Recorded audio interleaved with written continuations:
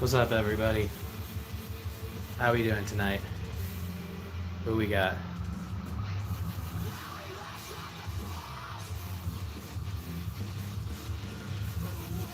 Got a couple people up in here. Looks like. For sure.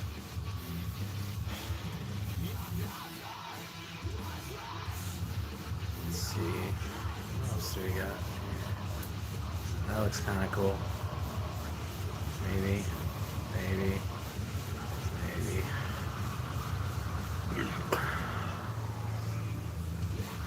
Stick with that one. That one looks cool. Will Williams, what up, bro? Dude, thanks so much for the fucking Burden of Hatred gear. Like, holy shit. Like, that's one of the coolest things anyone's ever done for me, man. True Tainum. I don't know if I'm pronouncing that right. He said something in Russian. I know I have a lot of Russian fans, and I love you all. I unfortunately cannot read your language. I am a little bit on the derpy side. Nathan Aruda, what up, brother? What's up, dude? I see you up in the comments like pretty much every time we drop a video, man. How you doing? Pad 72, Petey. Yo, guys, how you doing? I don't know if you want the music louder or if you want me to keep it low so y'all can hear me. But, I don't know. I like the music, so I'm going to turn it up a bit louder. There we go.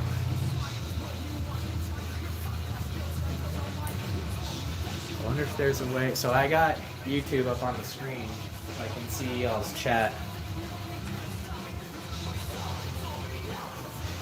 Let me see. Nah, that's not it. Live chat. Do it. There we go.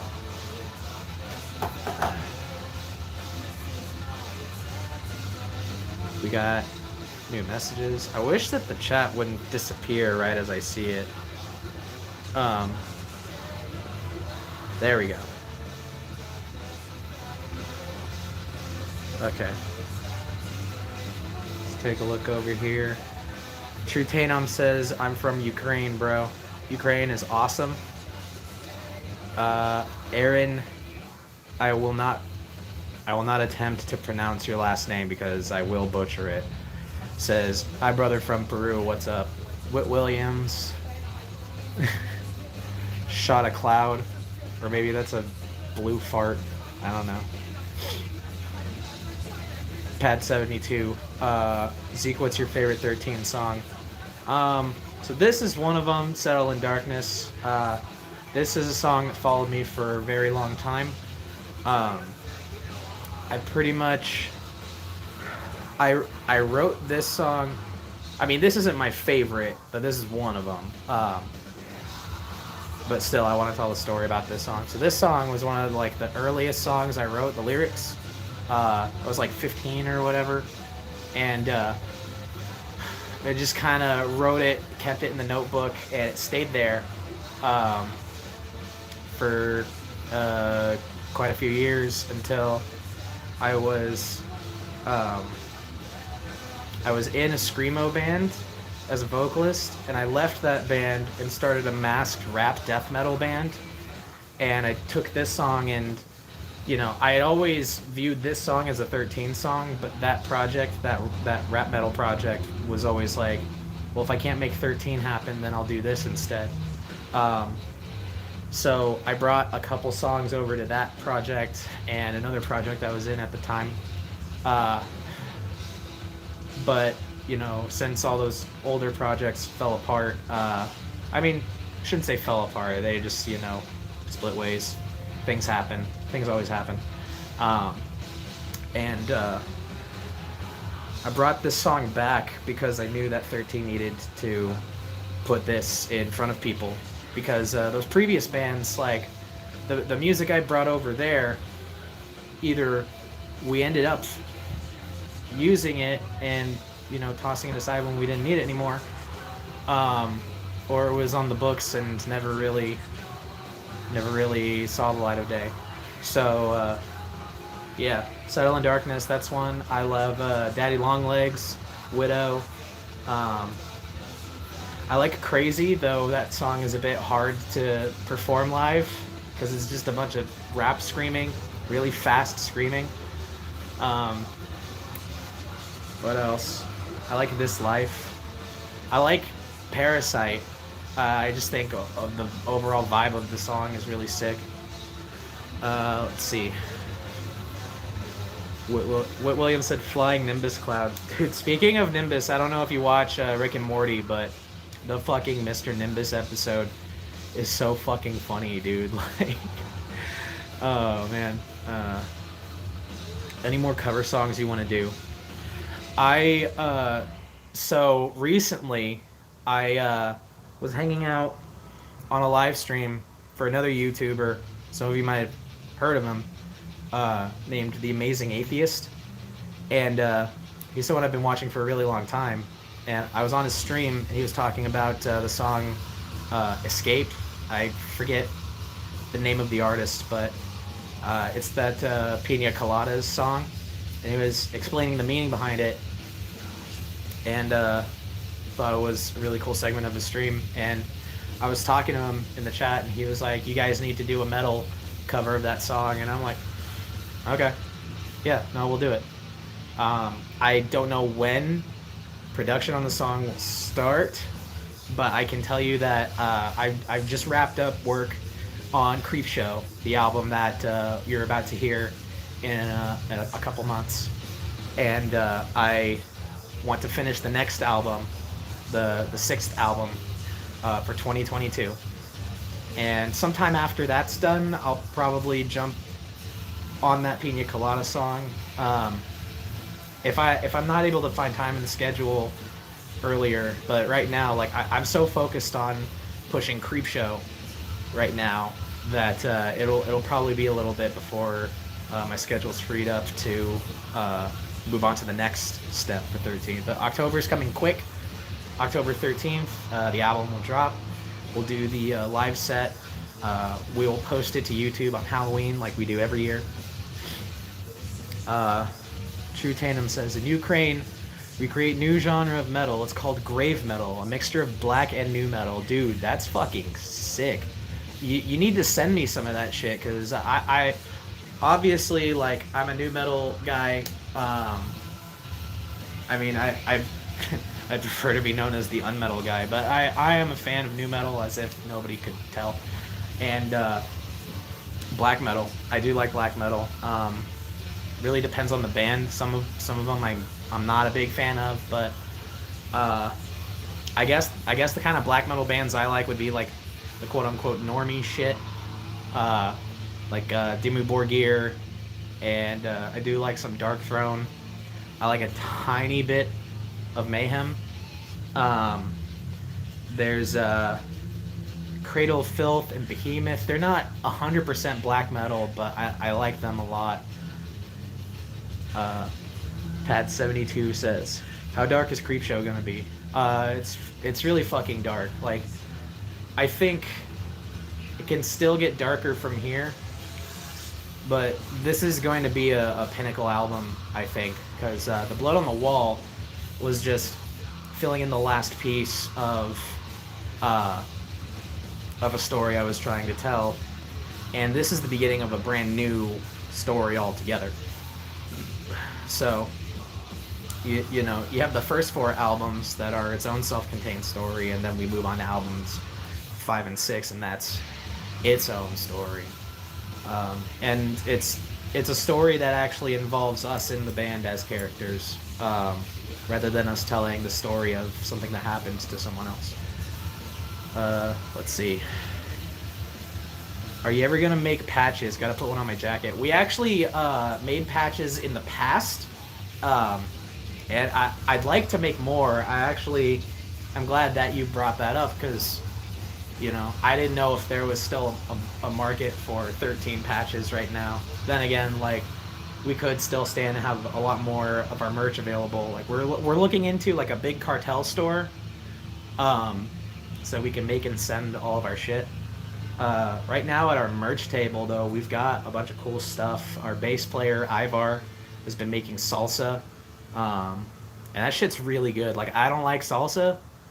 I don't like tomatoes, but his salsa is really fucking good. Um, and then Igor makes soap. He has this brand of soap called Mosh Be Gone, and right now we have two sets. We have Dragon's Blood and Malgoth. Um, Fun thing about Malgoth is it's intended to smell like the inside of a Hot Topic. So, um, you've helped. Nathan Aruda says you've helped me out so much vocally. I remember every word you told me that day we conversed on the phone. Yeah, man. Hell yeah. I hope you're practicing. I'm sure you are. I think you sent me something kind of recently, and it was definitely an improvement. But yeah, you should do like covers or something and put them on YouTube. Like I'll watch it. I'll show it to people. Yeah. Whit Williams says that's epic. Always. Nathan Aruda says the moment you ever play Cali, let me know, please. What? Yes. Hold that thought. I think my cat's hacking something up. Hey, you alright? I gotta put her somewhere else real quick.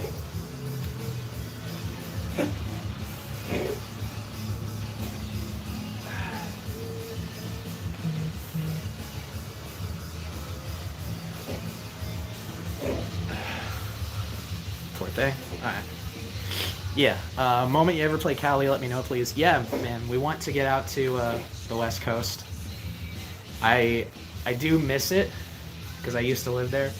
I want to know what's different, you know, because it's been several years since I lived there, and a lot of the venues that I used to play at are gone now, and that was even like before the COVID disaster, so they were already gone by means of them like falling out of business, really. But yeah, we want to get on tour very soon. We're thinking maybe next year we'll be able to pull something out of our hat. You okay? Man, really just hacking up a hairball right now, aren't you? Don't choke, baby. Poor thing. I'll be there. Fuck yeah. Who makes the masks? Well, I made this one. This one was my creation. So, like, I made this mask to go to a Slipknot show with. And I also have always wanted to make, like, a mask that I could perform in, but I didn't really have anything to use it for at the time. But I always had the 13 project in my back pocket since high school. So, once this was all here, I realized, like, that's something I need to do, to pursue, is bringing that project back. You okay? Alright. Nathan says, my son Jeremy is a hardcore fan. He says, what up? What up, Jeremy? Glad y'all are enjoying some music. PD says, poor kitty. Yeah. You just gonna sit there? Trying to do a show, you're just gonna sit there where my feet go? And she's gonna roll over. And what's your favorite Slipknot album? I could probably bring them like right over here. 1 second. Let's see.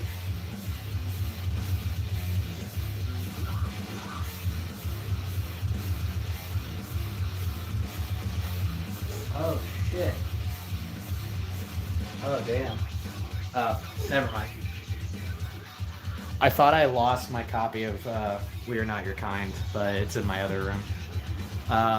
So I would probably say that these two are the best Slipknot albums, but also two of the best albums that exist. Definitely the angriest metal album of all time. To this day, nothing compares. Like I used to follow like deathcore and shit and grindcore, like all the fucking brutal metal genres, slam, fucking gore grind, like all that shit. And like, yeah, it's heavy. It's really fucking heavy. But this is the angriest album of all time. Like you can taste the anger. And then this album is just, I mean, it's classic. Like this album, like it totally redefined, I think, the kind of bands that could just come out of nowhere and blow up the earth, you know? Metaphorically speaking. I don't think anyone's blowing up the earth for real. His favorite song is Impure. Sick. Yeah, no, I like this song too. It's funny because like this song went through so many changes before it got to where it's at now. Because originally it had a different title, and originally it had a different vibe, and originally it had some different lyrics, and it was almost like two songs that I was separately trying to make, and I took pieces apart of both and then made a third song with those pieces. So yeah, that's Impure. 100%. Yes, Slipknot. The new track is awesome. Thank you. I don't know how to pronounce your name, but it looks dope. I'm not gonna try it, but it looks cool on the screen. Your name, however it's pronounced. Where do you record your albums and how hard is it? I record all my albums on my computer. You know, I've made a fully digital recording studio where I don't need to use much physical equipment to make.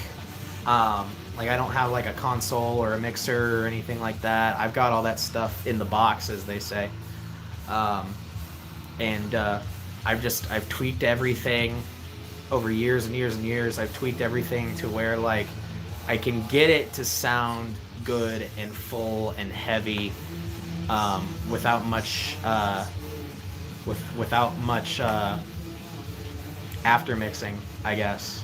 Like I get it to sound good when you're going in to track it, and then after you've tracked everything and done your edits, like you can do a small amount of mixing, just light tweaks, and it's not like, oh, I tracked this guitar and now I gotta spend all this time changing the placement of the microphone on the amp, and I have to change different microphones and stuff like that. Like it's all in the computer. And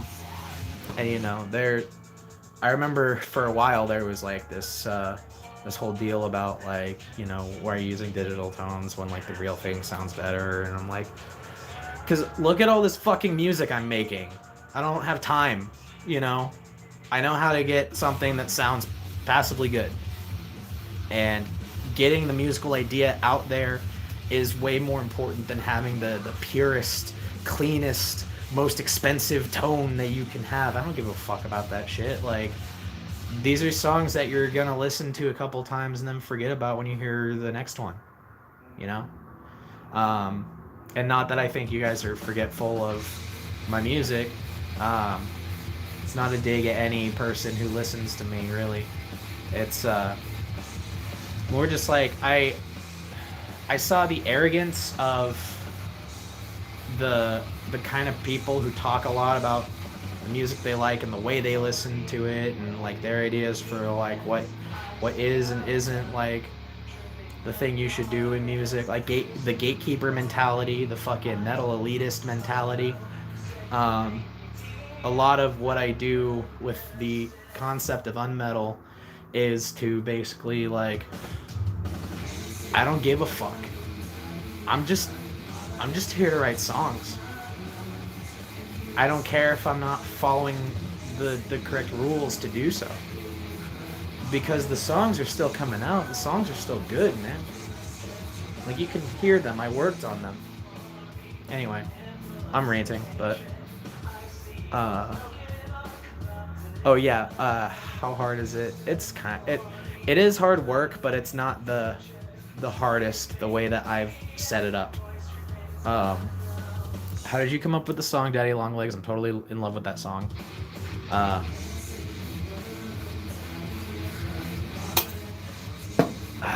Daddy Long Legs. So, back in the day, I used to deliver pizza. And, like, I would write a lot of music as I was out and about in my day, delivering food. Like, I'd come up with ideas, and, you know, whenever I park or I'm at a stoplight, just type them on my phone real quick. Usually lyrical ideas, but I get ideas for riffs and stuff that I think will work with the vocals and the lyrics. So like I'm coming up with that stuff as I'm writing other parts. But yeah, I had the riff to Daddy Longlegs stuck in my head. Just came out of nowhere, appeared in my head, stayed there for a long ass time. It would come up randomly throughout my day, just in my head. It was like that for a few months.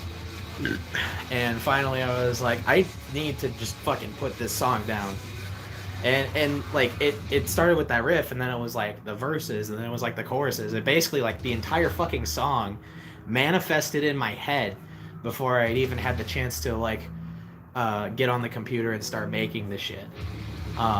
So it was like going into the studio, I already had a pretty strong idea of what I was trying to make, and basically it came out sounding exactly like how I envisioned it. Yeah, to this day, it's one of my favorite songs that I've done.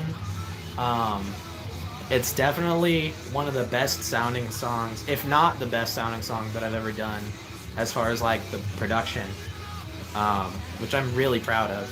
It's like I had a studio that I was trying to work out of a couple years ago.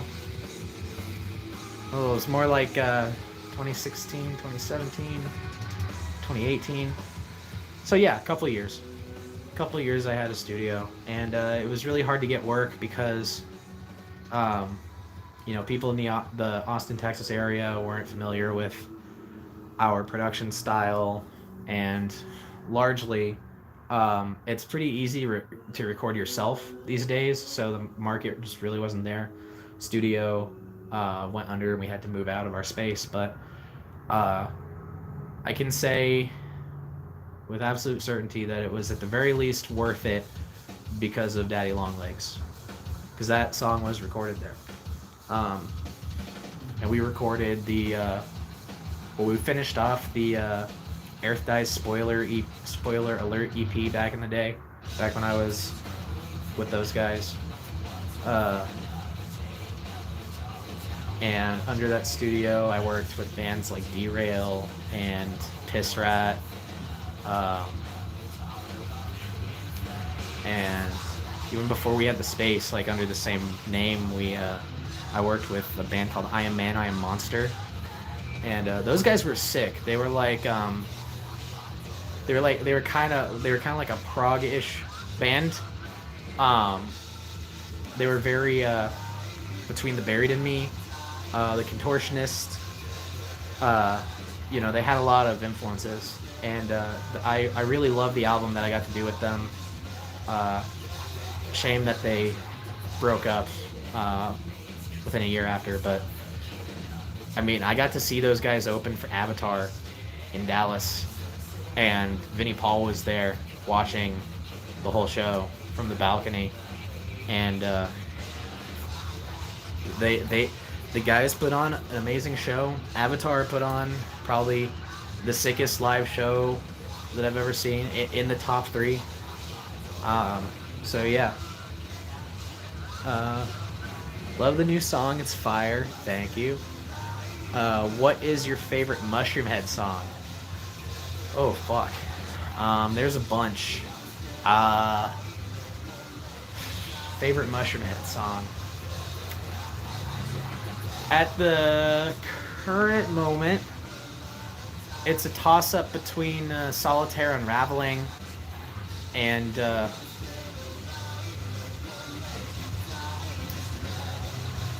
fuck, that's so hard. It's so hard to say. I'll go with Solitaire Unraveling. There. I mean, it's a quintessential Mushroomhead song. I could list off a fuck ton of others that I like, but as far as like my top favorite, I guess Sun Doesn't Rise, because that was the first Mushroomhead song I'd ever heard. Actually, you know what?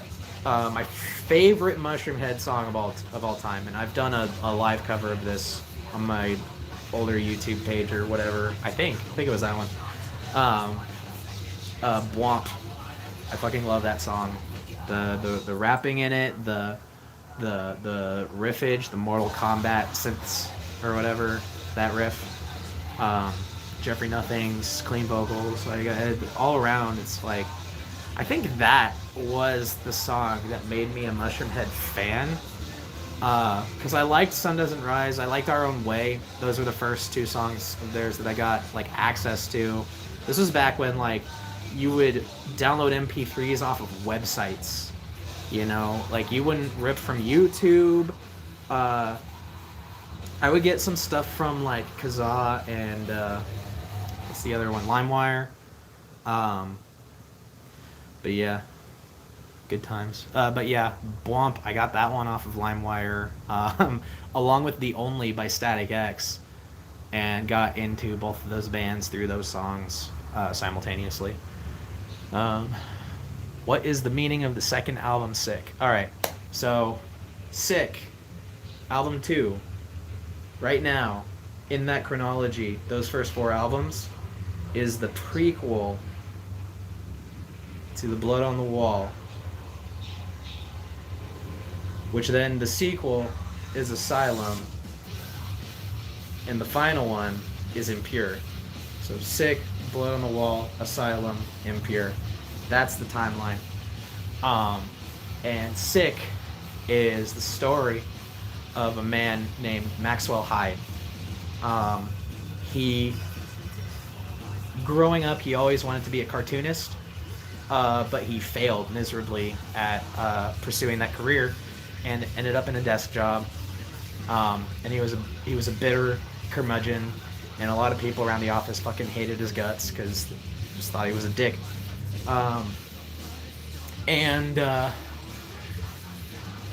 One night he sees off in the distance through someone's window, he sees a monster, like a tall monster.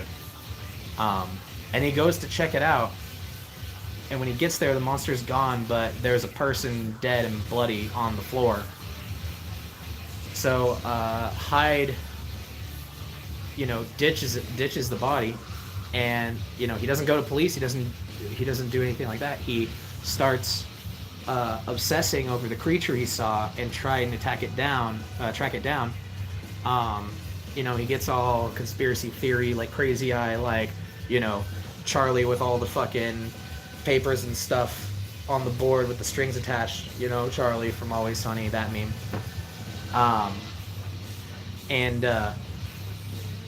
In trying to track down this monster, he sees more bodies, to the point where when he gets to the 13th victim, he finally sees the monster face to face, and it leaves. It just disappears. Meanwhile, Hyde's wife is now dead in his arms. And the police come, and immediately they take in Hyde. They find his conspiracy, his study board for his conspiracy about the creature. And he is largely vilified in the media. The law throws the fucking book at him. They put him on death row, but they put him on death row with a certainty that he would be given a live autopsy that would be published on national news, international news. He becomes this massive social pariah that every single person would denounce and uh, just condemn entirely. And the songs in Sick are three tracks in particular, 3 parts: Sick, This Life, and then Mortuary. So track 1, 7, and 13. And the tracks in between are like various scattered diary entries. And of diary entries of Maxwell Hyde, his findings, his life, the fact that he feels so disposable by the people he sees every day, and by a world that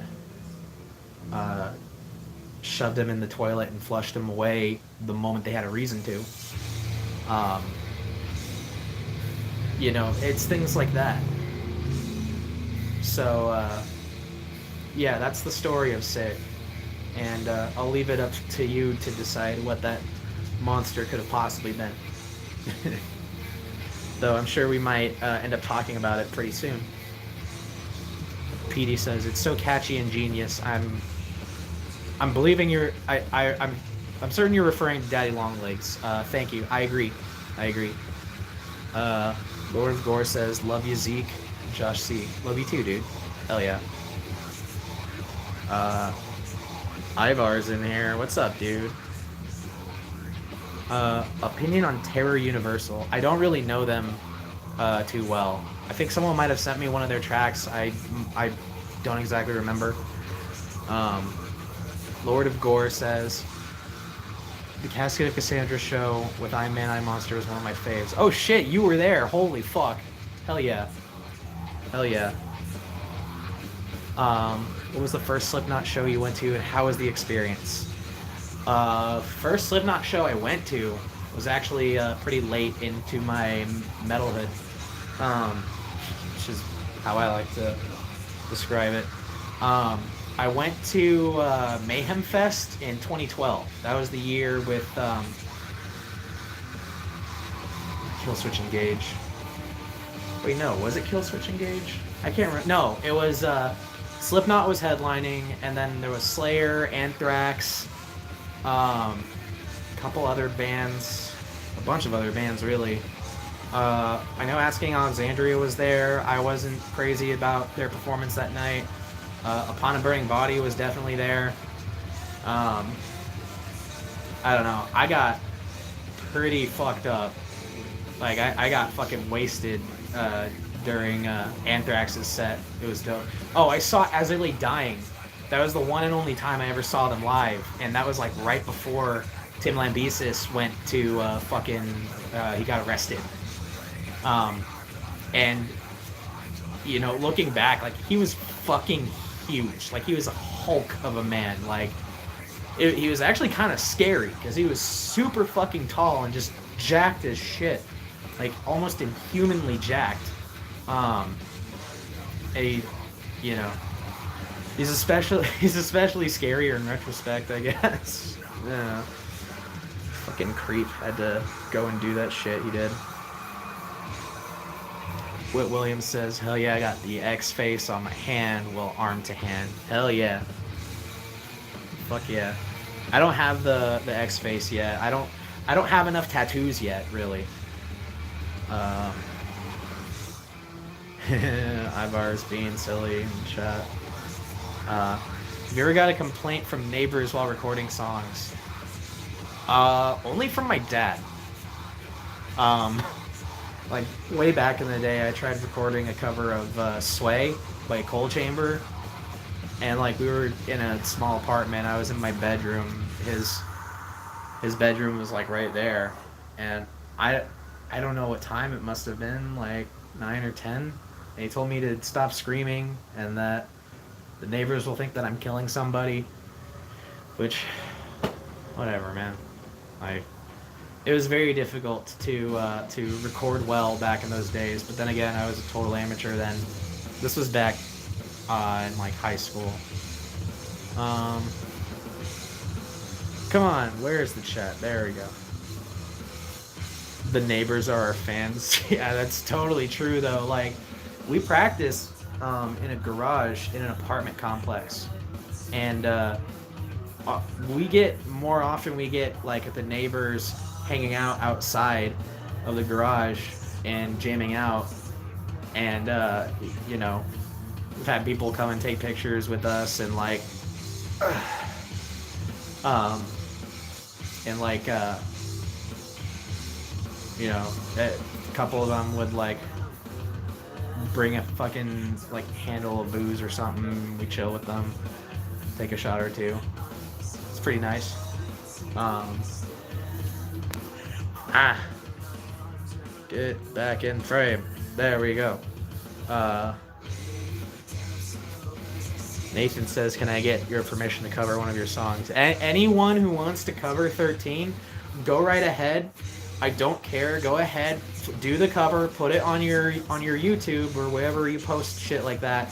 But just send it to me, because I want to see it. Like, not to critique it or anything. I want to see it. I like seeing the kind of things that people do with my art, because art is in a way it's kind of communal if you think about it, because like you could be a person who puts out a magnificent piece of art and someone else could take that thing and add things to it, change things about it, and then you have two versions of this this piece of art that you can critique and understand, and you know, and I think it's really cool. I like the modding community in games. I don't have a PC, so I can't really participate in it, but I think the entire thing is cool. The fact that like you can import assets from other games and put them into the games you're playing, and get a totally new experience. I fucking love that shit. I wish I had a gaming PC so I could like really participate in that shit, because it looks like a lot of fun. I've been there. People think I'm gonna kill somebody all the time. Yeah. I mean, people's imaginations go wild when they hear noises that are unfamiliar or scary to them. That would be dope as fuck. Thanks, Alex. Tag us. Sick. Thanks, brother. What is the meaning of unalive? So that song is hold on.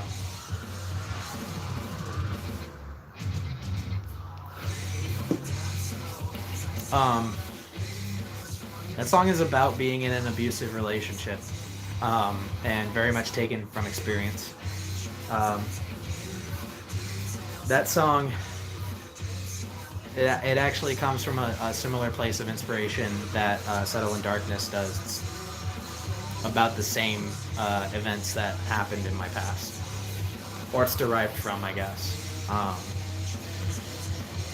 But you know, you put up with a lot of shitty behaviors in your relationship because you want everything to be good. You want everything to work. You want to feel the love from this person that they've said they would give you, or that they've expressed a desire to give you, and for them to take that and push you into a box, into a corner, and shut down your feelings and your ideas and your needs, and just make you feel like go out of their way to make you feel like garbage, to the point where you start thinking that you're garbage yourself. You know, that kind of mentality that gaslights. And you know, it's about living in that and realizing that you're not actually living. That the longer you subject yourself to this abuse, that the deeper into it that you're shoving yourself, you know? Because you could say it's over and get out of there, and maybe it's, you know, not in every case. Sometimes it's harder than it seems, or sometimes it's just hard. Like I know that not everybody's experience is the same, um, but getting out of it definitely starts from recognizing that in the current moment you're not really alive, and you need to get out and find a way to live again.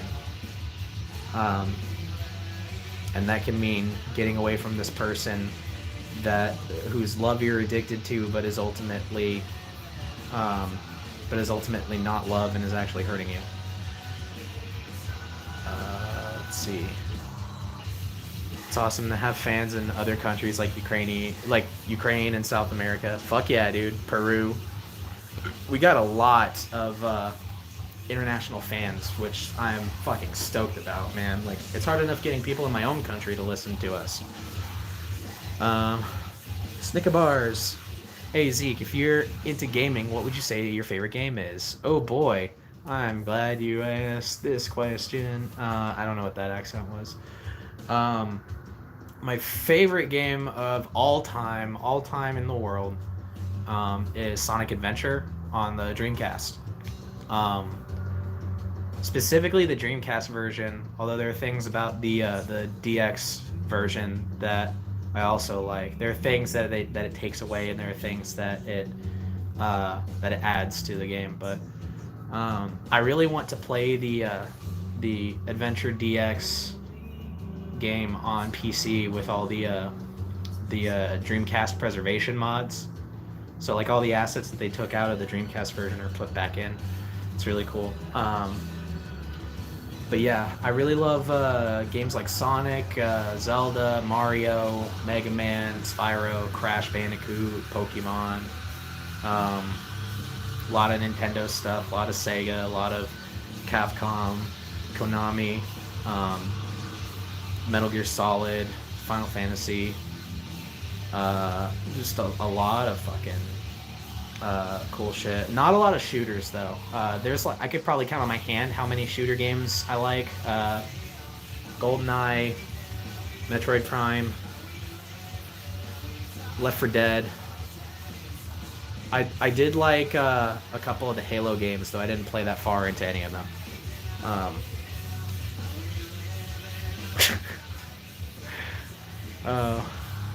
20-minute Sonic rant incoming. Okay, I'm not gonna talk your ear off about Sonic. This we don't have enough time for me to go on and on about that shit. How do you afford all the merchandise to be made, and how was it to record Fun Times with the Chainsaw?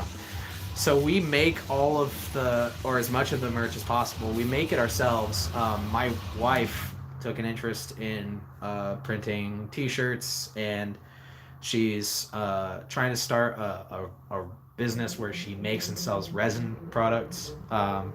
She's actually trying to make 13 grinders for us. She made 13 keychains.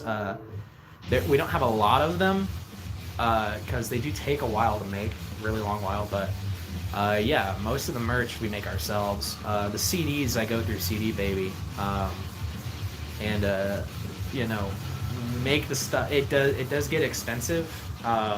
Spending a lot of our profits from shows to make the merch, which is fine. But yeah, it can get expensive to make all the materials. Definitely, it consumes a lot of time. That's the big one, is it takes a lot of time to make the stuff. So if there's merch of ours that you want, please contact me at my email. Let me know. Hit me up on Facebook, anywhere really. I mean, the easiest way to get me is through email or Facebook, or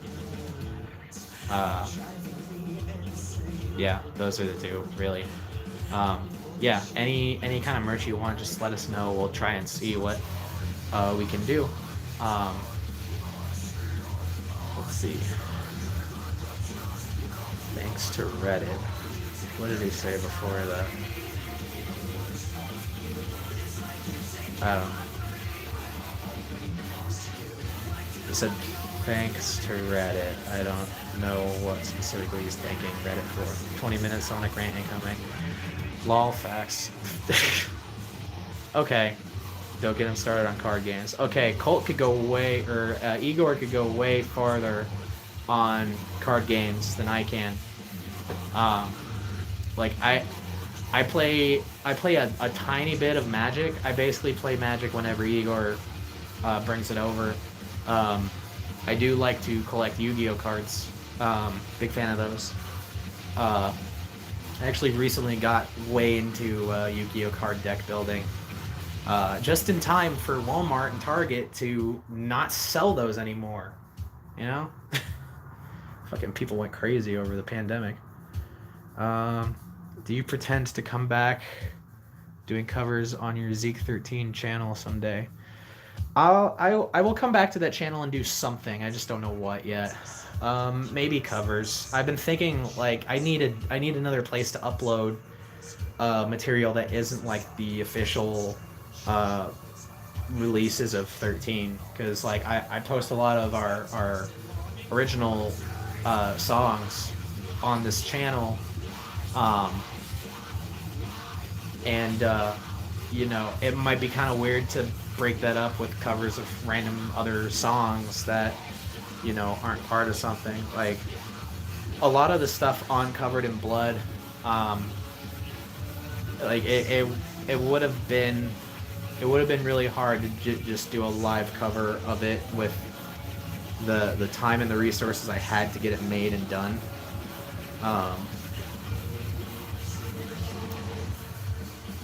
You sell salsa and soap that smells awesome. That's true. How sore is your neck after a show? Immediately after, usually fine. The next morning, holy fuck, what's wrong with my neck? You know, I get a massive hangover when you're just the morning after a show, when you're just everything hurts. Yeah, it's a hangover. To destroy. Oh yeah, he's like, that's right. We don't have a website. We just make to order. Damn, I gotta get some more 13 CDs if you guys are still selling them. So currently we still have copies of Impure and The Blood on the Wall. We no longer have copies of Asylum and Sick. We could probably get some made, but it'll take a while because it does cost a lot of money to remake old CDs. And right now we want to really focus on getting Creepshow out and ready to go. So we got to be a little smart with our funding and resources. Adrenaline helps, and alcohol. That's true. Yeah, hit us up for some shirts, bro. I miss your car covers. I do too. It used to be much easier because back in the day, like, I could have gotten that shit done while I was out working, because I drive for delivery, and I could run 2 apps at the same time. I can't do that with the phone I have now. So if I'm doing delivery, then it's going to interrupt the stream, and it's just going to be a nightmare to have to work both things. Now I could like go out and do more car covers, but it's kind of the way that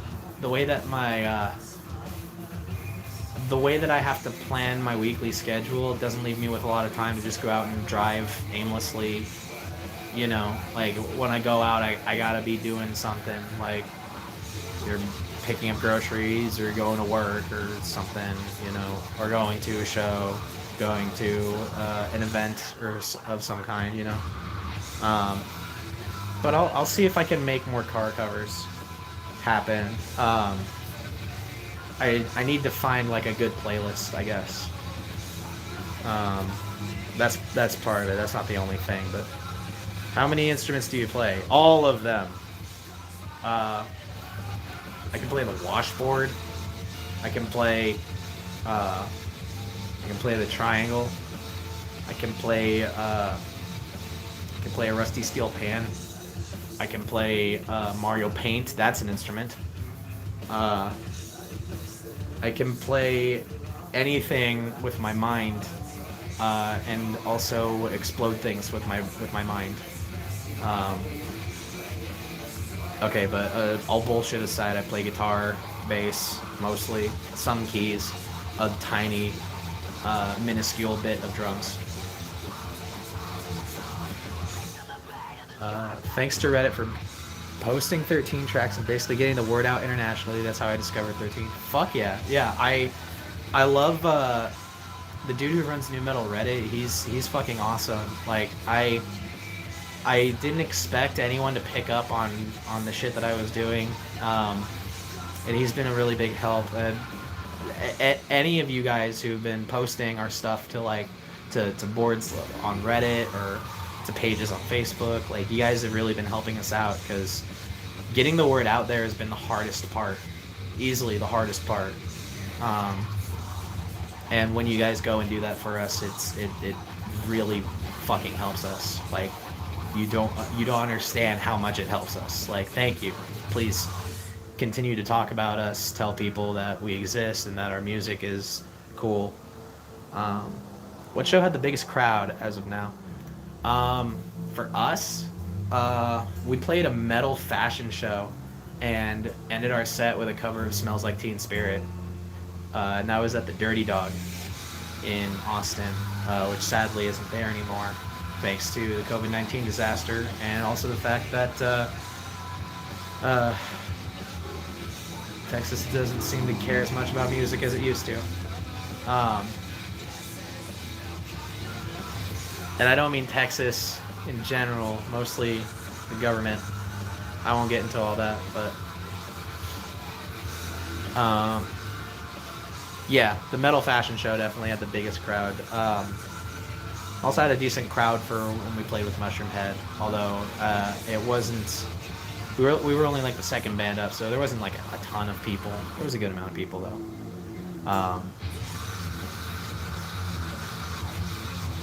Do you know Diego Alejandros? I don't, but I like your name. Hey, Food. I like that name. I can, in fact, play the chainsaw. New album when? October 13th, 2021. That's the truth. Anytime you're curious when our next album comes out, it's always October 13th. Always. That's when the next one comes out. Mark that date on your calendars, October 13th. It's 13 day. It's Unmetal Day. That is the day. And that's when we release our studio albums. We still do like EPs and like we did the cover album. We'll have some like sidebar shit, but October 13th, that's when the big albums come out. There's my wife. We can make things to order as well. The merch store should be up by the end of the month. Fuck yeah. Cool. I tried messing around with a Jeff the Killer that I had when I was 8. I loved reading creepypastas. To make it your mask that went horribly wrong. I would be down to see that because I think I know the exact Jeff the Killer mask that you're talking about. If you were buying it from like a store, then I would know the exact one you're talking about because they have them at Spirit every year. I've thought about making a Zeke 13 mask out of one of those too, but I know so many people who have used that exact mask to do something that I'm like, I like the originality of this, you know, and I feel like something will be amiss if I change this, you know, but we'll see. I recommend listening to Gasoline, The Rock. Sadly, they aren't together anymore. What kind of music were they? Because I don't want to make any huge assumptions. That sounds like an alt rock band or an indie rock band or something. Oh, new metal. Gasoline, The Rock is a new metal band? Huh, interesting. You know, it's a new metal band that I liked a lot, that I feel like few people know, but I do feel like a lot of people know from searching for... This is back in like the LimeWire days. where like you download a song and it'd be like, hey, this is a song featuring Slipknot and Korn and Static X, and then you download it, and it's none of those bands, but it's a band that sounds like those bands. It one of the songs was by a band called Seated Crown, and I can't remember what that song was actually called, but it was like marked as like the Queen from the Queen of the Damned soundtrack, and it wasn't on that fucking soundtrack. Anyway, that band was pretty fucking dope. And then there was another song, same situation. It was like, oh, it's Korn and Slipknot, but it was actually a song.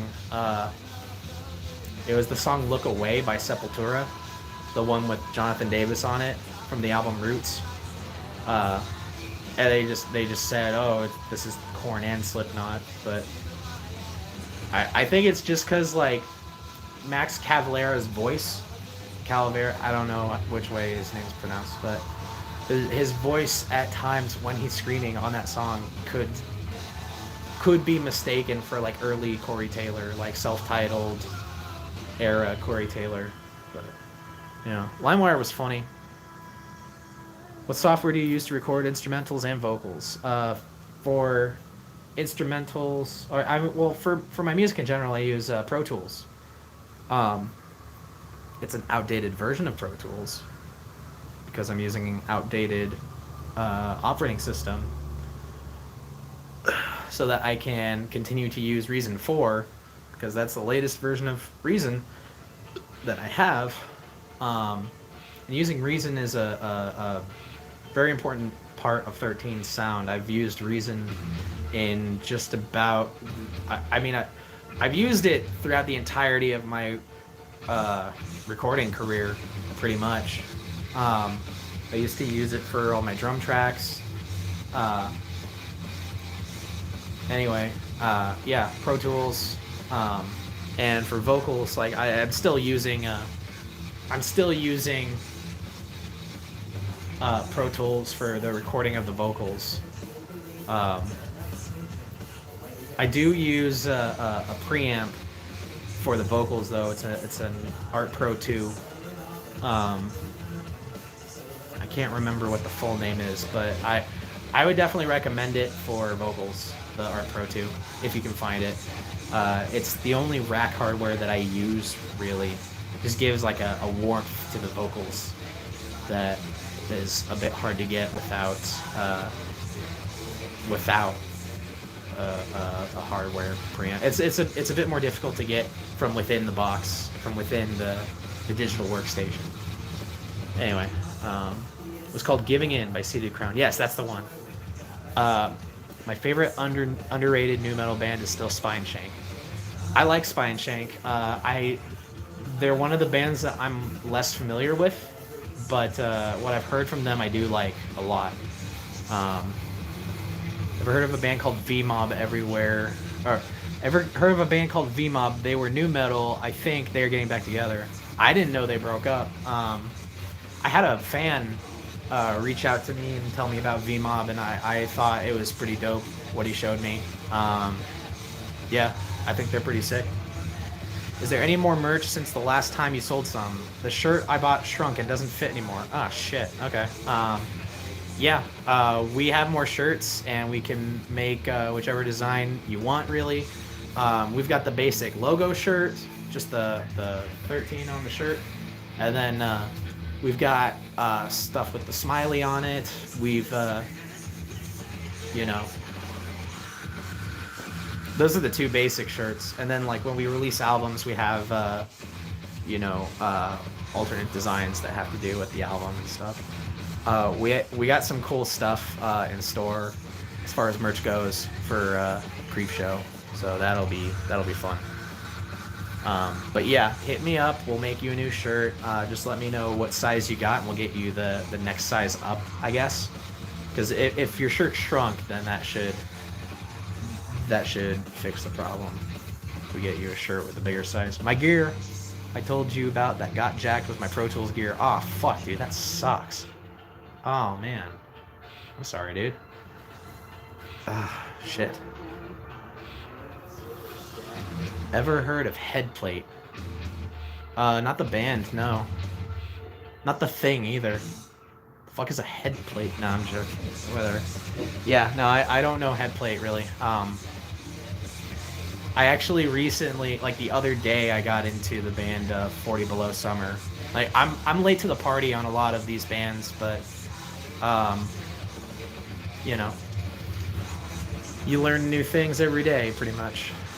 Pog, I'll wait for the new merch. I bought it like last year. I don't mind buying more. Cool, man. Yeah. Well, and let me know if you have any problems with the new merch that we send you, because we're trying to fix a lot of the quality issues that we've had.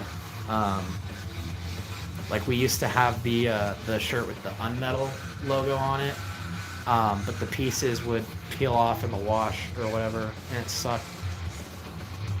It's a new metal band. Yeah. Dude, I spent so long mixing my music in Sony Vegas Pro and recording in Audacity. It still sounded good, though. Yeah, dude. I mean, you can make your music in anything, and there's a way to make it sound really good. Like, it really doesn't matter what DAW you use, because all the same buttons are in there. They might just be in different spots, you know? Like, that's the part that trips me up when I use DAWs that I'm not familiar with. Like, I used to use Cubase a little bit, especially with, like, writing drum tracks, because it has like a step record function. And yeah, it took me a while to figure out where all the stuff was in Cubase. What's your favorite Limp Bizkit album? Shit. It's gonna be down to $3 Bill, Significant Other, and Chocolate Starfish. And I feel I like each album for different reasons. Like, I like $3 Bill because it's like the rawest, most artistically competent Limp Bizkit album. Like, not that the other albums aren't artistically competent, but like, those albums came at a time after they'd gotten their fame, or they'd started getting some fame and, you know, money and being huge celebrities. Like, Significant Other, they did that album, and then like the next album they had fucking Ben Stiller in their music video, shit like that. I mean, we all remember when fucking Fred Durst was on stage with Britney Spears. Like, yeah, no, I like $3 Bill because it's really raw. I like Significant Other because it has some really fucking good songs on it. And I like Chocolate Starfish because that was kind of like their comeback album from after they, their fans tore down Woodstock 99. And there was a lot of pressure on them to come back from that and still be the biggest band on earth, you know. Yeah, I like all three. But if I had to pick one for like which one was artistically best, probably $3 Bill. On Metal Till the Grave. Fuck yeah. Favorite Mushroom Head mask. Oh fuck, I gotta think, because there were a lot of them. I think there were actually more Mushroom Head masks than Slipknot masks. I did really like Jeffrey Nothing's mask on The Righteous and the Butterfly. I also liked Waylon's mask in what was Beautiful Stories for Ugly Children. Who else had a cool mask? I like Stitch's newer masks. They get creepier every time.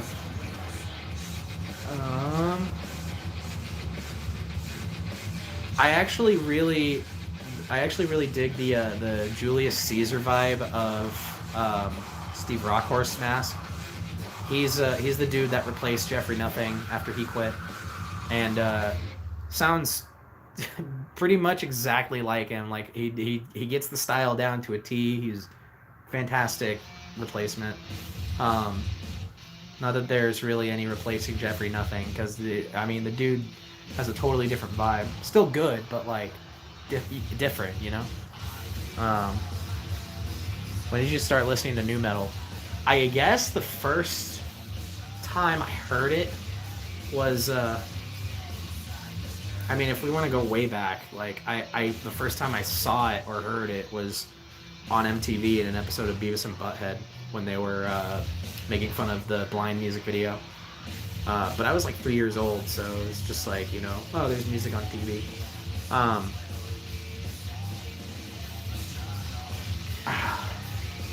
Get itchy.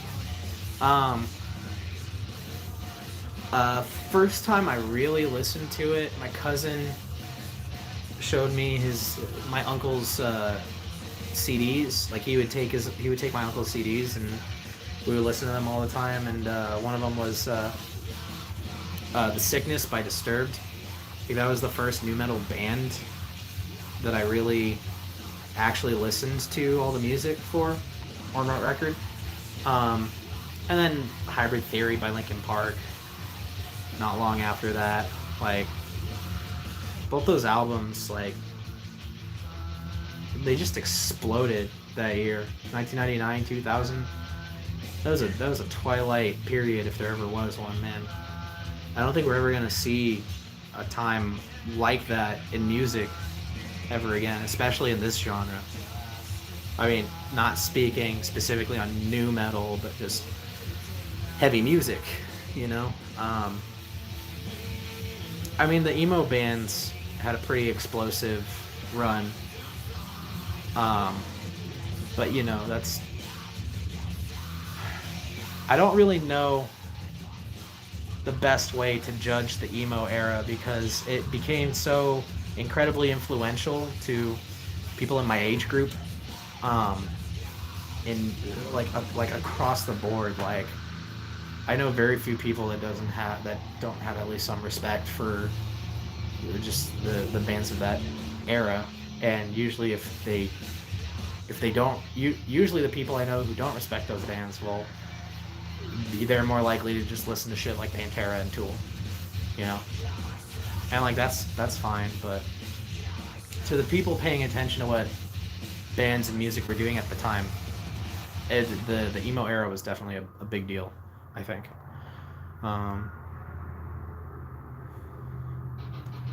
Not sure if you hear this often, but you're legit in my top 3 favorite bands. Severely underrated, in my honest opinion. I hope you keep making music for a while. Oh, we will. We've got at least 8 more years. At least 8 more years. Because we're doing all the albums October 13th. And when we get to the 13th album, who knows what we'll be doing? Who knows what will be next for us?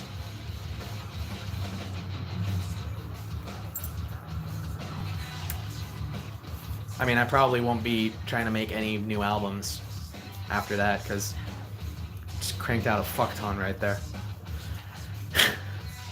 I don't know, we'll see. We'll see what the future has in store for us, but let's get there first, you know? What is the meaning of tears? Let me put that song on real quick.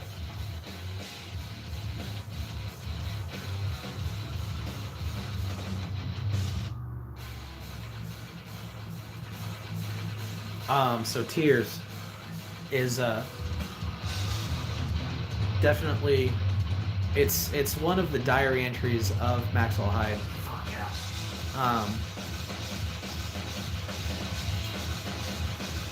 He's kind of starting to realize that he's getting in too deep with his pursuit of this creature, and that it's starting to affect his life. Like people are starting to notice that he's all flustered and that he's He's starting to lose his mind a bit because he's been chasing after this creature. And in the end, you know, when his wife is one of the victims, one of the people who die in this string of deaths, he realizes that everything he had is no longer his. Like, he should have turned away when he could, but now he's made this bed, and it's not necessarily his fault, because he didn't do any of the murders, but they say he did. And, you know, a part of him thinks, like, I should have just minded my own business, and I wouldn't be in this position. Now, this song is closer to the beginning of the album, but like I said, these are like scattered diary pages, or diary entries.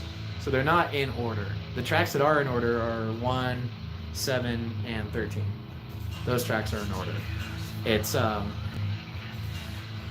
when he is discovered, arrested, and vilified in the media, living in prison while they figure out what to do with him, and the live autopsy that is broadcast to TVs all across the world. So yeah, La Dispute is still my favorite emo band. I'm sure I've heard their music before, but I didn't get into them quite as much. When it comes to emo bands, and I'm probably gonna be dipping into like screamo too with this, but like Alisana, Circle Takes the Square, obviously shit like MCR, Panic. I like some Fall Out Boy, not a lot. I like Under Oath. I know they're known as metalcore, but I've always viewed them as a bit closer to an emo band at times. I don't know. They kind of straddle that line, I guess. Chiodos. I like Chiodos, though they're, I guess, technically post-hardcore. And not long after emo and screamo got popular, people became more into the vibe of post-hardcore, and at the time that was kind of a nebulous term, because before bands like Pierce the Veil and Sleeping with Sirens, and those bands are definitely considered post-hardcore by people. Before that, post-hardcore was stuff like At the Drive-In and Glassjaw, you know, and those bands don't sound anything like the bands that are considered post-hardcore now. Kind of like, you know, I bet there are kids today that would throw up an eyebrow if you said that Green Day is pop punk, when, you know, all the pop punk they knew was stuff like Chunk No Captain Chunk or A Day to Remember, like the later shit that is considered pop punk. I mean, I say later shit, later than Green Day. I haven't really kept up with what pop punk bands are popular now. I know it's been quite a few years since my last Warped Tour,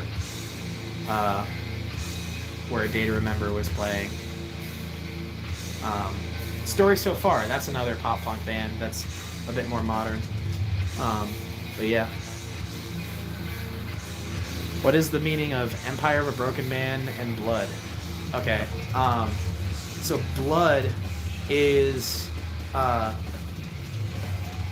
he's piecing together the idea that the monster is trying to take people's blood. He's mistaken, but that's what he thinks it's doing.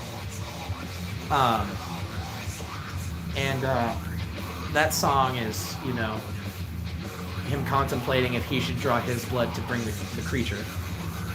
And he's at the sink with a knife, you know, trying to determine, like, should I draw my blood and try and bring this creature close to me? And that is a thing that is later adopted by the 13 Blood cult in The Blood on the Wall. which is the central venue for the events of that story. Um, and then Empire of a Broken Man is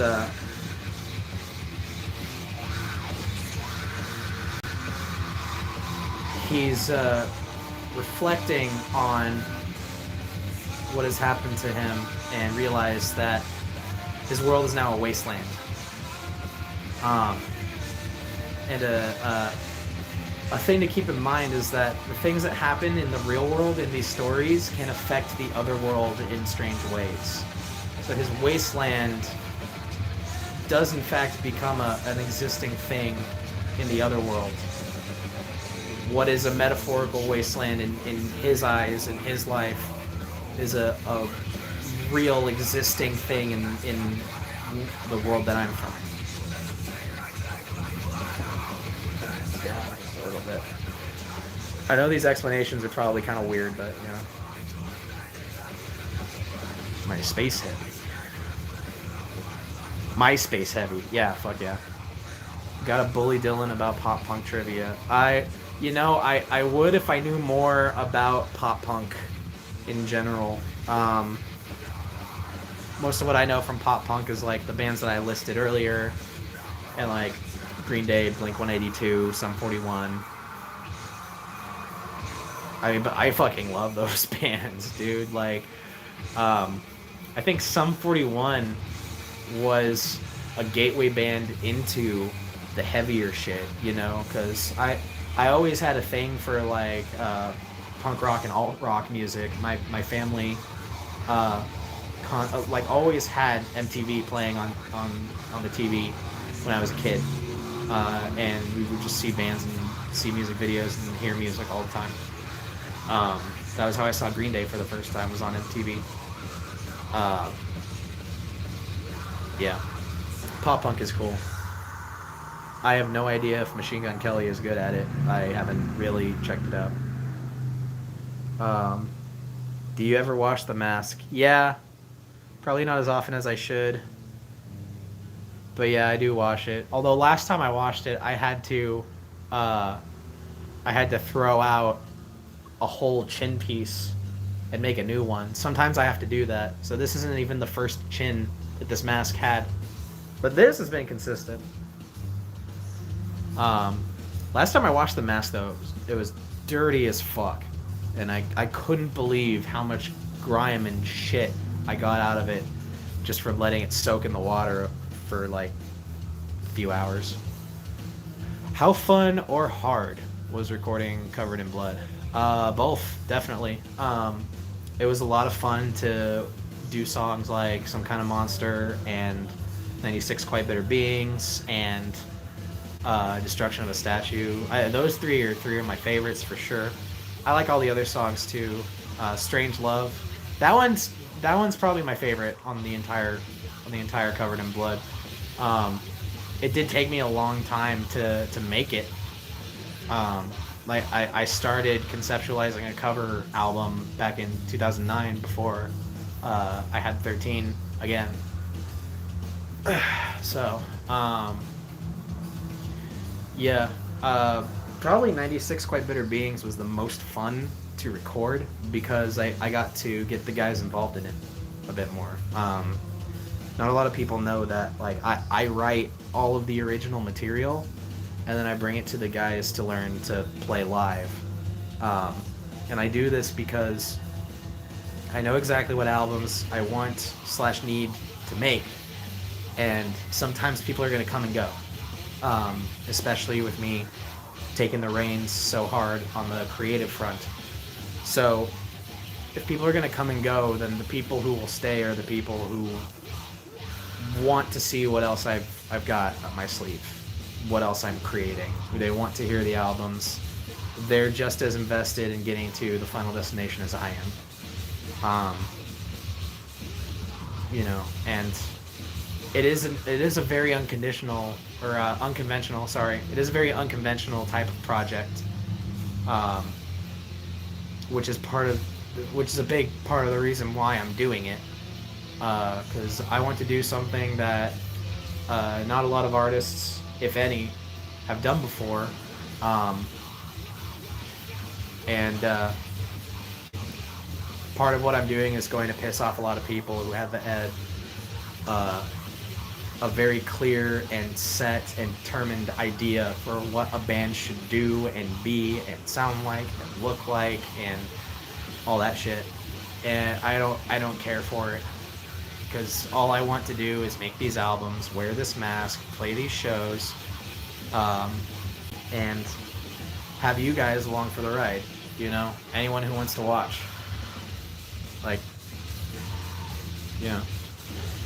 Anyway, you made the mask? I'm curious about that process. Yeah, so I took 2 of the blank white plastic masks, the ones that you see, like the Jabberwockies, the dance group, the Jabberwockies, they wear those white masks. I took 2 of them. I cut this top part off one, and then I cut the chin part out of the other because it requires, you know, a large surface, or I guess a large enough surface of the plastic of the mask, and then I fortified the back side, the inside of the mask, with flex tape. If you watch JonTron, you might have heard of flex tape. Anyway, I cut the eyes bigger. I cut scars into the eyes. I sutured them. You know, I sewed the chin to the top part myself. I did stuff like here for the headband. A lot of the edges I burned, basically all along the mouth. I burned with a lighter. Eye holes too. I actually took a cigarette from a friend. I don't smoke cigarettes, but I took a cigarette from a friend and burned them into the nostrils just to give them more like a been breathing fire type of look. It smelled like shit afterwards, but the smell went away pretty quickly after wearing it a couple times.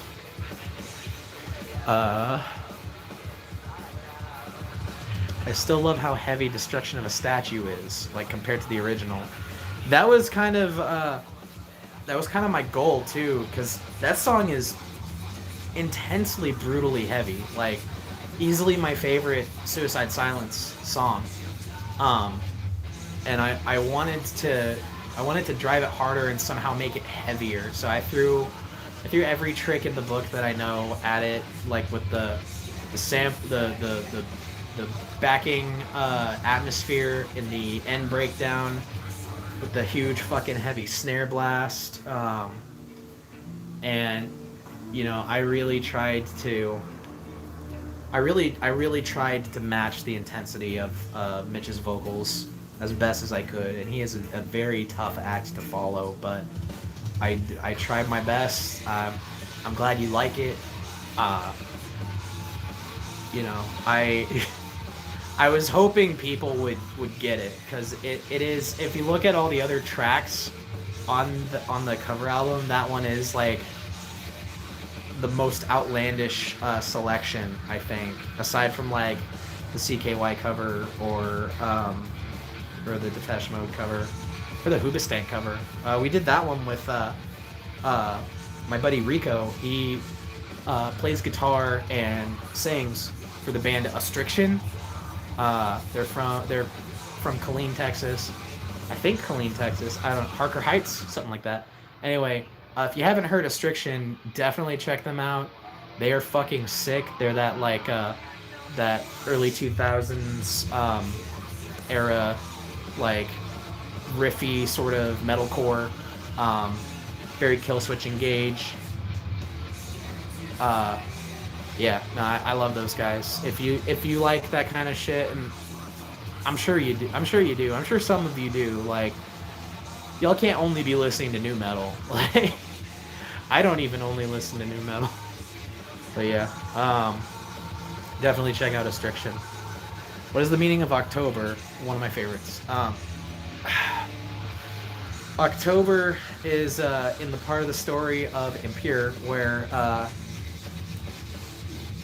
so towards the end of the story, the main character, is now faced with a challenge. He has to race to the top of a mountain, a volcano, basically. Volcano with no lava in it. There's like a crater, like just an empty fucking void in the top.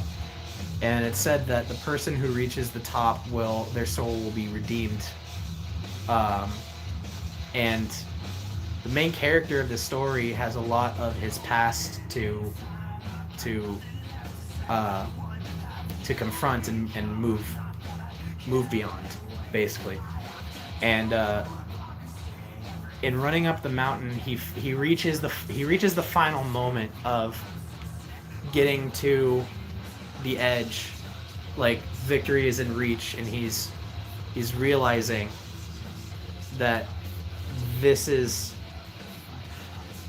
where he meets his goal or dies trying, like this moment right here. And the following track, Now That I'm Dead, is him reveling in the victory of making it to the top of the mountain. But the reason it's October is because that's the air around him as he is in this particular moment, like it's soaking into his mind. It's creating a photograph in his head that he'll never forget. The coldness in the air and the atmosphere reminds him of the last October he spent with his loved one. His loved one being a character alluded to in the previous albums. And he marks that memory in his mind as October. Because that's, yeah, he makes the link there. So we're getting close to an hour and a half. So pretty soon I'm probably gonna head off. But we'll see what else we got. Starts with a chord riff, so it's gotta be tough. Suicide Silence track. Yeah, man. Like, you know what's funny is I remember when Suicide Silence did their self-titled album, and everyone was like, "I don't get why they went nu metal. I didn't see this coming." And I'm like, "Fucking really? Like, have you heard The Cleansing? There's so much nu metal shit in there. Like you said, there's the riff to Divine in Destruction of a Statue. Yeah, there's bits and pieces of like B-side self-titled Korn album tracks. There's a hint of that in fucking tracks like The Fallen. And yeah, no, they're clearly like a nu metal inspired band. I saw them at Warped Tour in 2010. And their guitarist was soundchecking with the riff from Here to Stay. Like, you know, like the Black Crown album, they went they totally went into that nu metal direction. And like I think a little bit before then, Emir was starting to do that too. Like they really went hard into their nu metal side when they did what was that album? Felony. That's a great album. I don't know if y'all are Emir fans, but I'm a huge fan of them. Constriction is dope. Yeah. I used to only listen to nu metal for some reason. There are so few bands I ended up giving in, and now I've pretty much listened to all types of metal. Guess I never gave it a fair chance.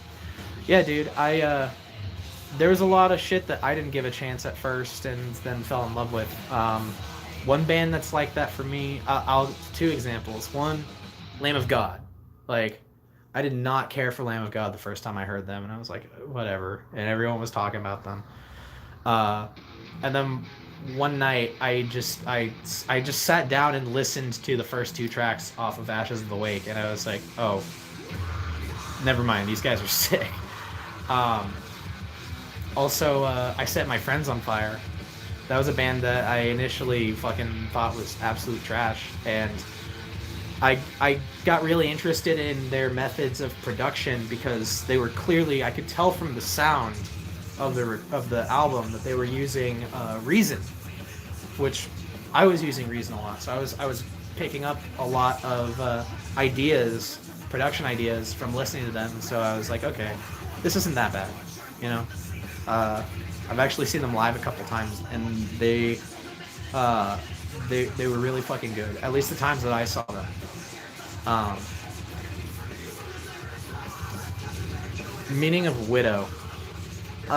So Widow is the long lost mother of Little Z, who is Daddy Longlegs' kid. And Little Z is always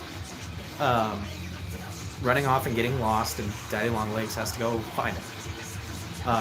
But the story about Widow is that she is Little Z's mother, but through some dark, wicked magic, she was transformed into a monster. And Lil Z, he saw her for a brief moment as a monster, and it shook him to his core. And it's something that is a traumatizing memory for him. Which up to that point, like he's not one to recognize or assume evil in someone. You know, he's very naive. He's a little kid. But yeah, Widow is like just a part of the Daddy Longlegs backstory, basically.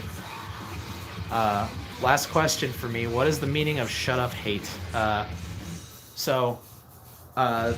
song, in the story, that song is where after the main character is basically cast out from the society that exists in this one town in the other world beside this massive scale mountain.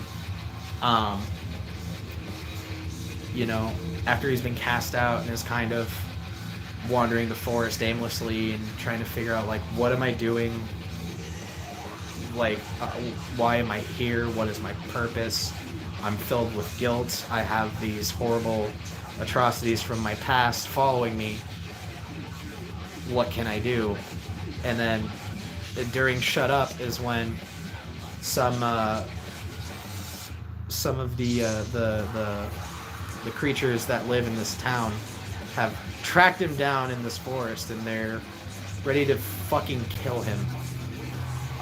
Like, he's basically his crime is so horrible that basically everyone there who also wants a piece of redemption is, you know, casting him aside, making him the bad guy, and being like, we can reach redemption ourselves if we keep people like this the fuck out, you know? So some of these creatures go to go kill him, and the next song is where he, like, fights back, basically. That song is the Amityville Horror. And aside from, like, what it means in the story, Shut Up is just a fun song. Like, I heard the song Redneck by Lamb of God, and I wanted to make like a fight me bro type of song, because I'm not the fight me bro type, really. I can be kind of a dick on social media, but whatever. But yeah, I'm just not that kind of person, so it was fun to make a song that's like all testosterone and masculine, you know, blindly masculine, I guess. There's a lot of core bands that are very much nu metal inspired, like Traitors. Yes, yeah, Traitors is sick. I mentioned Amir earlier. Suicide Silence went in that direction. Mice and Men went in that direction. Motionless in White. I fucking love Motionless in White. And like I recognize that a lot of their style is, you know, taken from artists like Marilyn Manson and you know, various spooky industrial sort of bands. Bleeding Through, I know that's a big one for them. I really got into their Infamous album Like I heard Creatures before that. I thought it was all right, but I thought it was like, okay, this is just the same kind of metalcore that was coming out, but just they put spider webs and spooky shit on the box. You know, like I wasn't really getting the Danny Elfman, you know, sort of gothy vibes from the music as much as from the image of the band. And then Infamous was kind of pushing more in that direction. And they took influence from bands like, obviously, Marilyn Manson, especially like with the song America. There was another one on that album. It was very Manson-ish. I thought Hate Fuck was really good. The Divine Infection, that's another Manson-ish track. But then they had other tracks that were like very clearly inspired by like metal bands. Devil's Night was, it reminded me a lot of like the vibe in Psychosocial. Like you bob your head to that song in a similar sort of way. Similar vibe. And then what is it?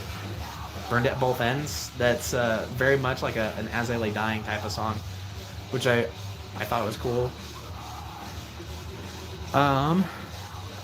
Gonna need a whole lore document from you one day. Yeah.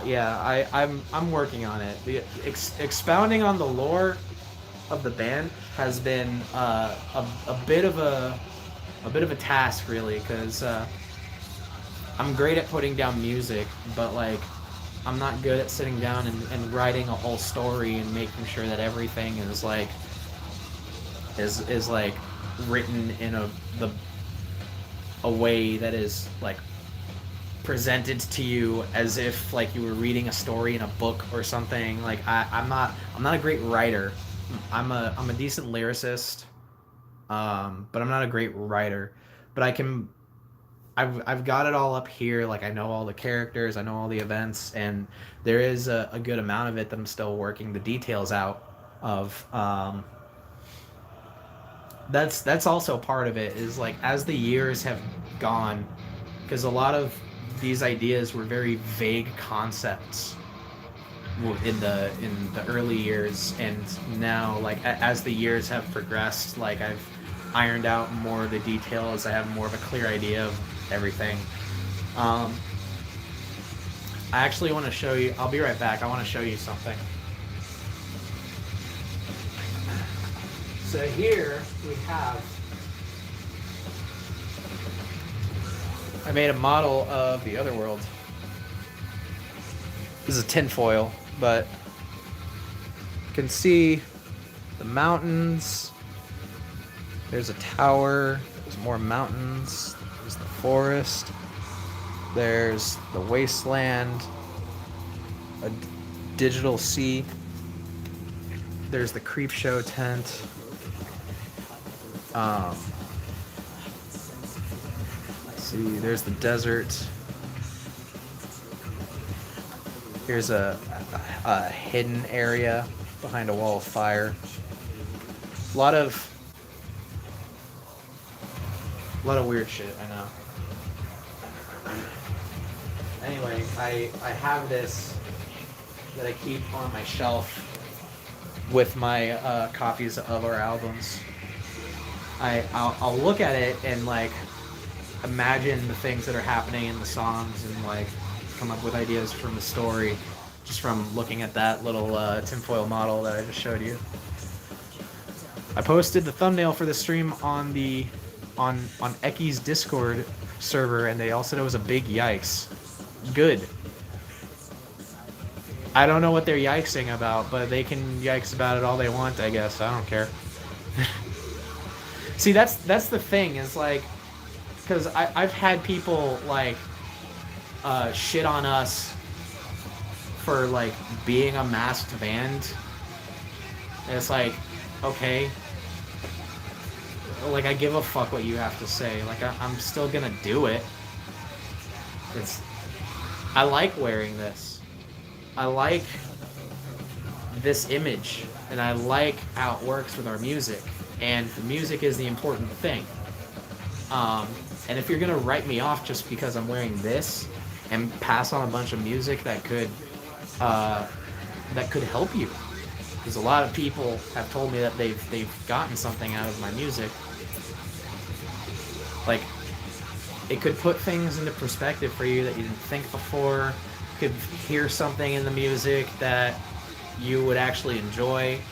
Um, I work really hard to make a lot of varying uh, sounding songs, like, yeah, our music can be categorized under a certain umbrella term, but uh, I'm not trying to write the same thing over and over again. I'm trying to, like, every song is an opportunity to do something different than I did before.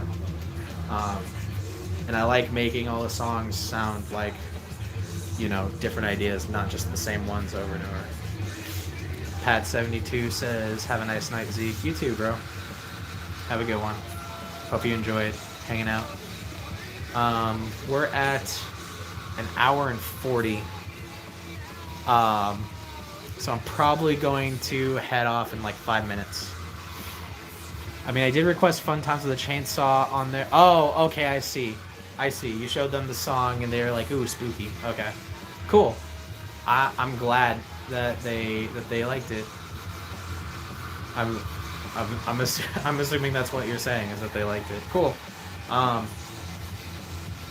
So yeah, and see, I went on that whole rant about how, like, oh, people fuck on us and blah blah blah. Like,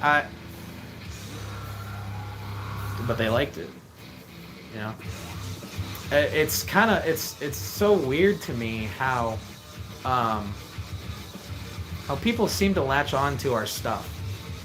Like, you guys are fans of the band, so like I'm sure it's weird to hear someone like me in the band say, but like it truly is like mind-blowing to me that people are getting something out of this. Because I honestly thought the whole time doing this, I thought, like, this is gonna be a thing that only I care about. This is gonna be a thing that's gonna be overlooked in a lot of ways, and I'm gonna have to accept that, because making the music and putting it out there is more important than how I feel about how others feel about my music. And I did not expect to be received as positively as we've been.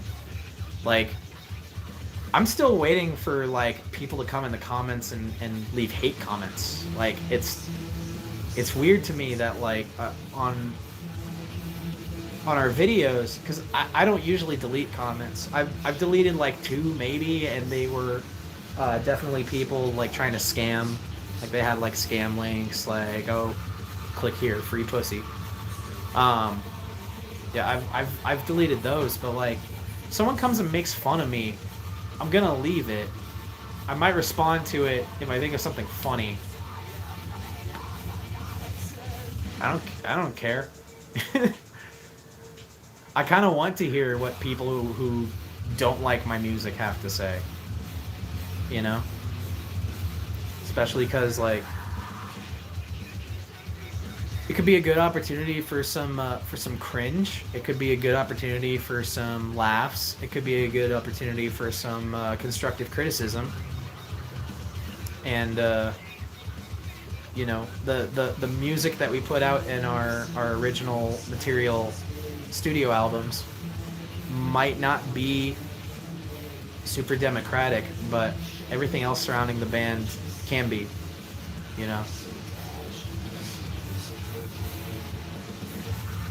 All right.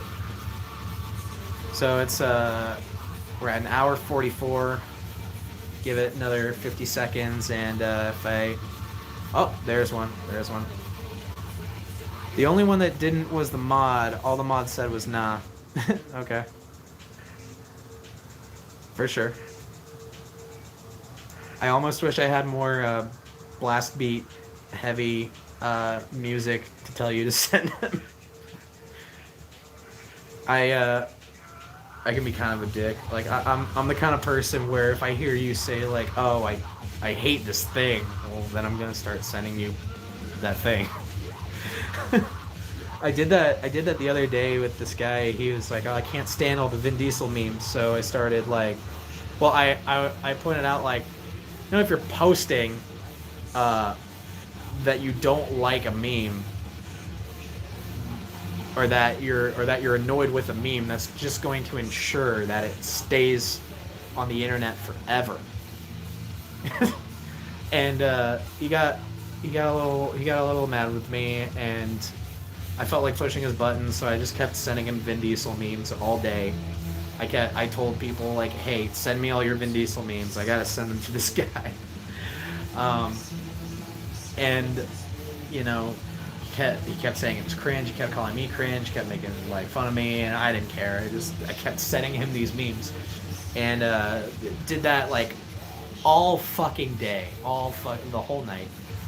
But Gabrielle's here. What's up? And yeah, just shoving Vin Diesel memes in this guy's face all day. And by the end of the night, he hits me up. He was like, hey, I'm not gonna lie, some of those were pretty funny, and no hard feelings. And I was like, cool, man, yeah, no hard feelings. I made a friend by annoying him with memes he said he hated. So that was kind of cool. David Cantor literally just drew you, dude. Yes. Anyone who draws me or the band or anything involving the band, please send that shit to me because I want to see it.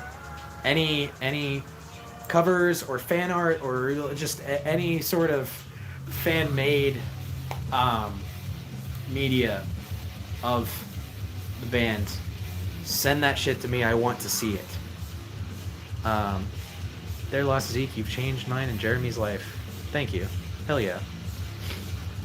What do I send it to? Facebook. We're on Facebook, we're on Twitter, we're on Instagram. You can send it to my email. You just any place where the band exists, you can send it, and we will do our best to see it as soon as possible.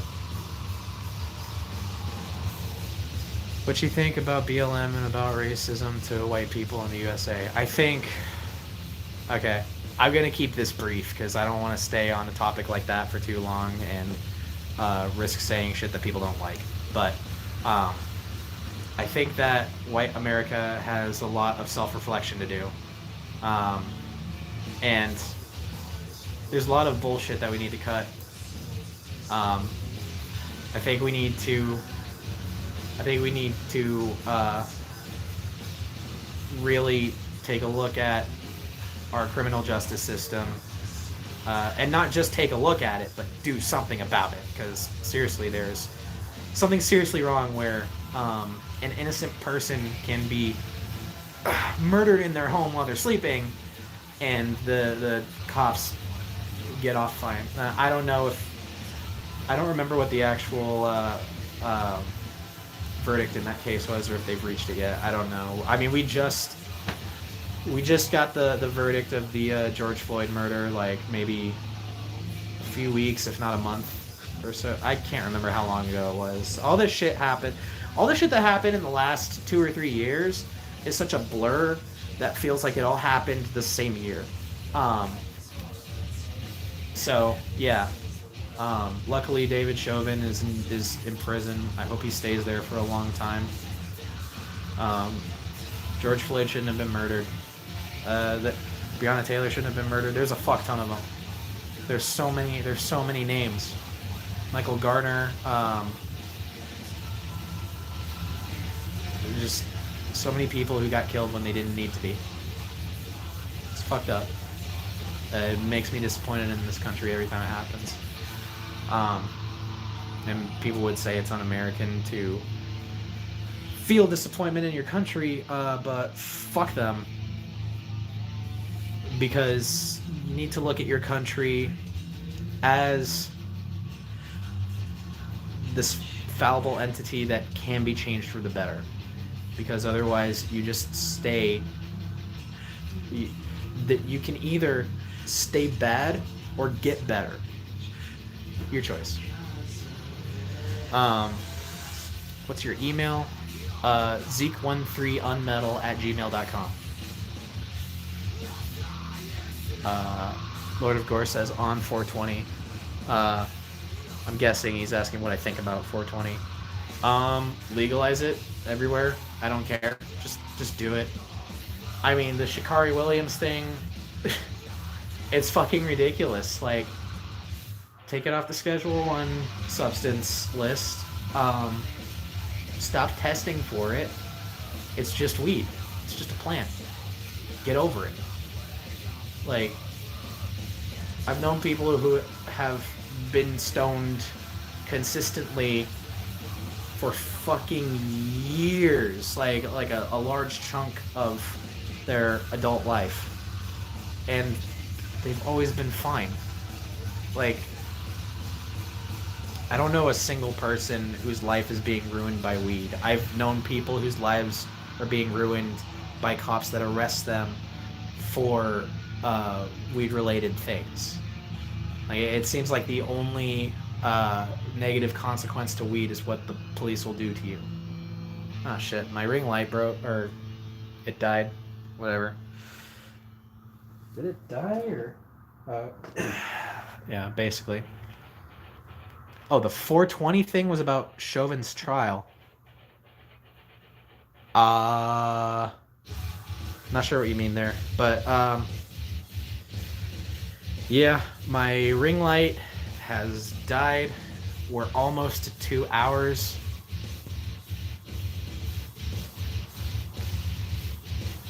I guess I can stay on just a tiny bit longer, but at 2 hours, I'm definitely cutting out at 2 hours. We got any more questions real quick before I head off? It's looking like 8 minutes left. I do believe I sent it. Cool. Yeah, we'll check that out after the stream. Yeah, the only thing that does is make you happy, hungry, sleepy, don't get the problem. Yeah. I mean, the problem is largely because our government has been trying to keep a certain section of the population down. I mean, wasn't it Richard Nixon who said that, like, they kept weed legal because it was supposedly the drug of choice for, like, black and brown people and hippies and, you know, anti-capitalists. Like, it became a prime target for the Republican Party to attack, because it would disadvantage their enemies and help themselves, you know? There's probably a lot of history that I'm leaving out because I don't have it, like, fresh in my mind right here, ready to talk about it, but I'm not really here to do long political streams. I'm not Vosh. I like Vosh, though. He's cool. 3 hours later. Yeah. Much love and respect. Keep bringing the sickness. Hell yeah. I will always keep bringing the sickness.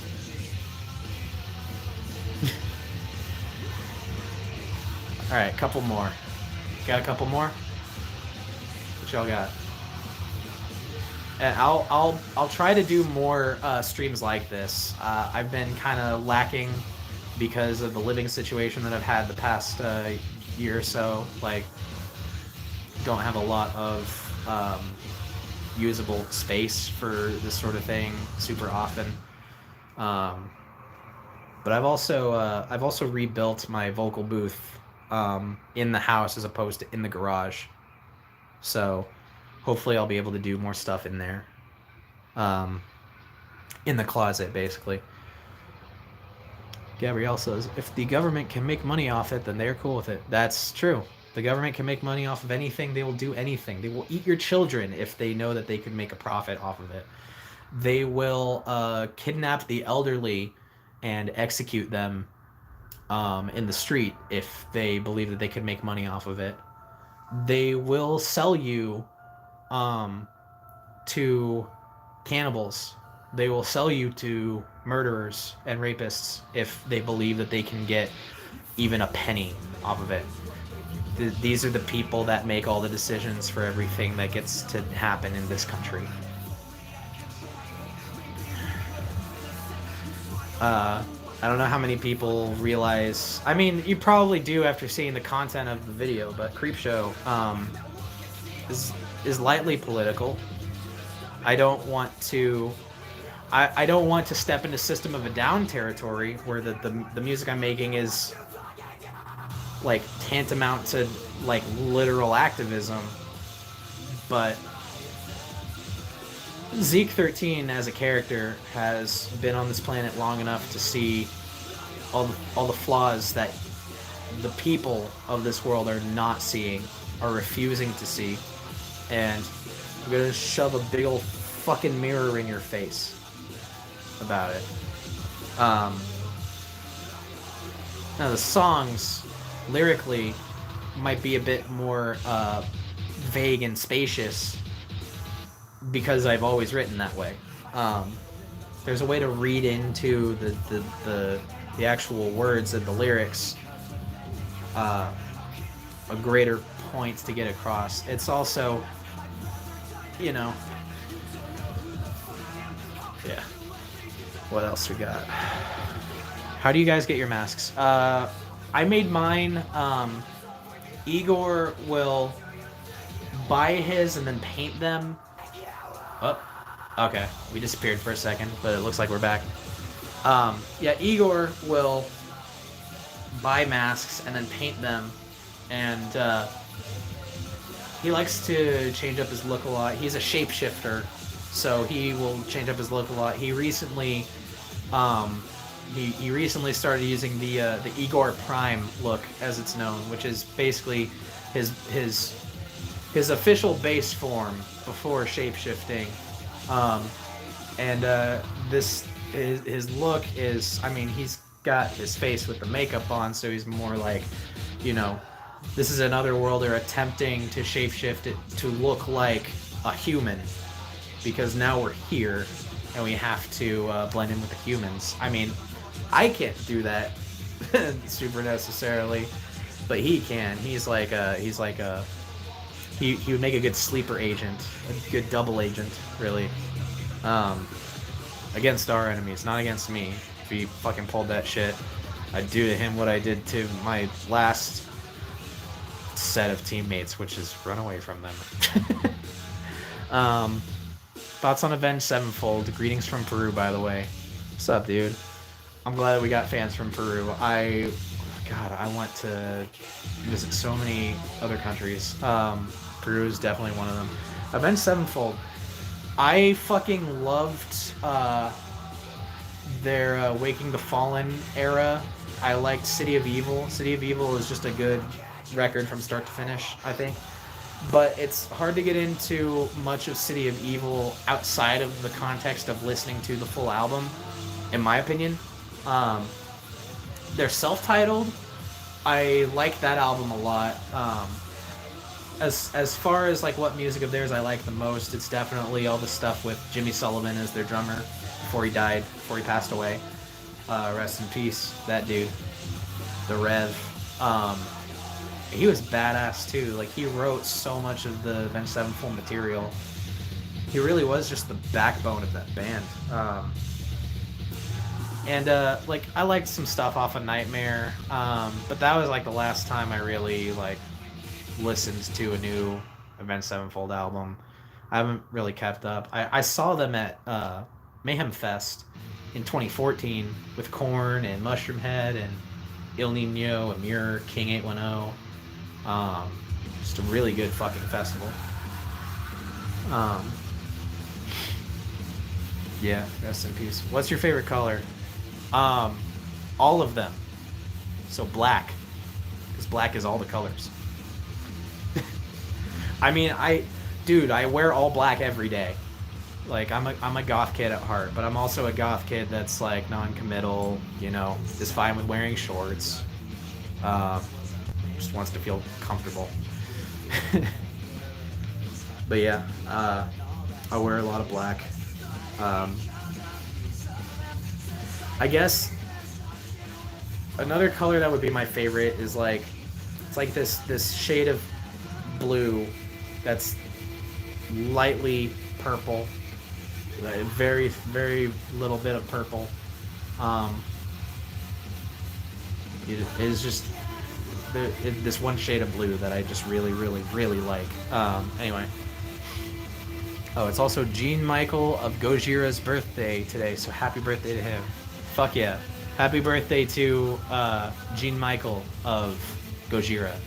I like Gojira. I don't listen to enough of their music, but the songs theirs that I like, I really fucking like. Les Enfants Sauvages. I love that song. They have a couple others that I like. Alright. We've officially reached the 2-hour mark. Thank you all for being here and hanging out with me. I promise I'll do some more of these. If you ever want me to do a stream on a specific topic, let me know. Put them in the comments of my videos, and eventually I'll try to make this maybe a weekly thing. I'll try. I really gotta figure out the space situation for doing these. Thanks, Zeke. It was a pleasure. Thank you.